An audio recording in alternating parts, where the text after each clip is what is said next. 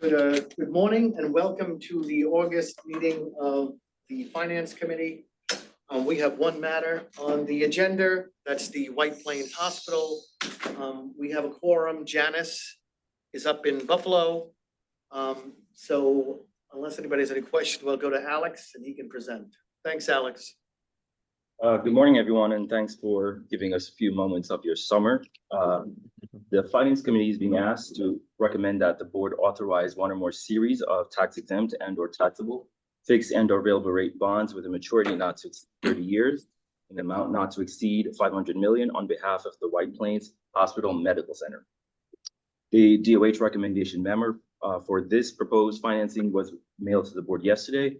It serves as the department's recommendation for approval to DASNY and is included in the members' board book. Proceeds from the Series 2024 bonds are expected to be used to fund the construction of a 10-story addition to its existing inpatient hospital facility, including the expansion of the emergency department, the addition of 3 new operating rooms, and 144 private inpatient beds. White Plains Hospital is a 292-bed acute care hospital located in the city of White Plains, Westchester County, New York. It is a member of the Montefiore System, Inc., and serves as its tertiary hub in the Hudson Valley region. The hospital has experienced significant growth in recent years.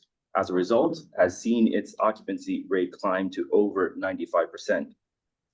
The proposed project aims to relieve overcrowding and capacity issues the hospital is facing in the emergency department, inpatient units, and surgical suites. The project will further promote a collaboration and integration among the health system's hospital affiliates, some of which are safety net hospitals serving diverse and underserved populations within the region. With this proposed expansion, patients from each hospital and the community served will have enhanced, expanded access to tertiary care closer to home within the Montefiore health system. The project enables Montefiore system hospitals to continue to transfer secondary and tertiary level patients to White Plains Hospital instead of those patients potentially having to travel further away from home into New York City or New Jersey. The security for the bonds will be one or more obligations issued under a master trust indenture. Obligations are expected to be secured by both a security interest in gross receipts of members of the obligated group and mortgages on certain facilities of members of the obligated group. White Plains Hospital Medical Center is expected to be the sole member of the obligated group. The bonds are expected to achieve a rating in the BBB category. And just to provide the board with an overview of the hospital's operations, commercial payers constitute the largest portion of the hospital's payer mix, contributing 60% of its gross revenues, followed by Medicare at approximately 30% and Medicaid at approximately 7%. Discharges increase annually and reach a total of 21,900 for 2023, approximately 11% above the pre-pandemic levels. Additionally, over the last 5 years, the hospital has experienced a 26.4% increase in outpatient visits. This increase in the hospital's utilization and occupancy has led to an improvement in its financial performance. The hospital grew its revenues by approximately 57% or $457 million over the last 5 years. This growth has consistently outpaced operating expenses, resulting in an average annual operating gain of $57 million. The hospital's continuous positive performance has resulted in total assets increasing by approximately $360 million or 67% to a reported $1.6 billion at fiscal year end 2023. Total liabilities have increased by approximately $366 million over the same time period to $785 million, giving the hospital a total net assets of $790 million at fiscal year end 2023, $758 million of which are unrestricted. Mr. Chairman, that concludes my presentation, but I wanted to give Ken the opportunity to add anything for the benefit of the members.